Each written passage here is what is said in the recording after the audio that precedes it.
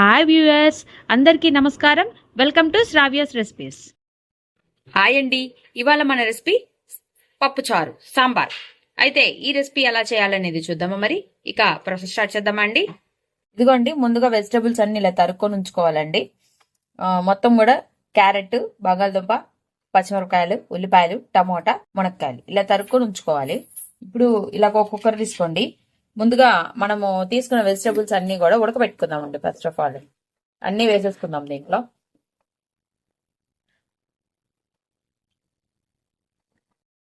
మొత్తం కూడా పోసేసుకొని నీళ్లు పోసి కొంచెం పసుపు వేసి ఉప్పు వేసి ఉడకబెట్టుకుందాం. ఇప్పుడు నీళ్లు పోద్దామండి. ఇట్లా నీళ్లు పోసి ముక్కలకి పట్టాలి కాబట్టి కొంచెము పసుపు వేసుకుందామండి.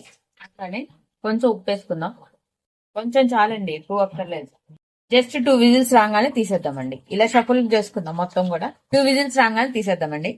ఇదిగోండి, ఇట్లా కరివేపాకు కూడా వేసుకొని మూత పెట్టుకొని 2 విజిల్స్ రాగానే తీసేద్దామండి.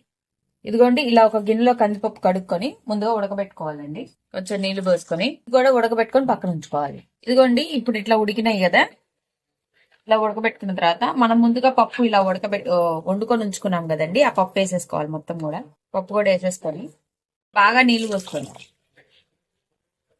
పోసుకొని ఇదిగోండి, ఉప్పు వేస్తున్నాను, సరిపడా ఉప్పు, కొంచెం కారం, చింతపండు ఇట్లా ముందుగా నానబెట్టుకున్నాను. చింతపండు వేసుకుందామండి. దీంట్లో వేసుకొని మొత్తం ఇట్లా కలిపుకుందాము.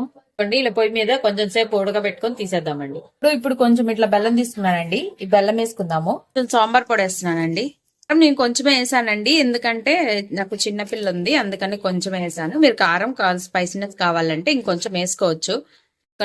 ఆయిల్ పోసుకొని తాలింపు వేసుకున్నాము. తాలింపు గింజలు, కొంచెం కరివేపాకు వేగినాయండి. తాలింపులు గోల్డ్ షేడ్ వచ్చేదాకా వేయించుకొని ఈ తర్వాత కొంచెం ఇంగు వేసుకుందాం. కొంచెం ఇంగువ. ఇప్పుడు మొత్తం వేగిపోయిందండి. మనకి అదంతా పక్కదంతా ఉడికేలోపు ఈ తాలింపు వేసుకొని పక్కన ఉంచుకోవాలండి.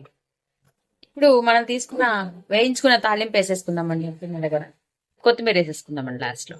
అంతే అండి, కమ్మటి సాంబార్ రెడీ అయిపోయింది. ఈ వీడియో కనుక మీకు నచ్చినట్టయితే ప్లీజ్ లైక్ చేసి, షేర్ చేసి, సబ్స్క్రైబ్ చేసుకోండి. Thank you for watching Sravya's recipes.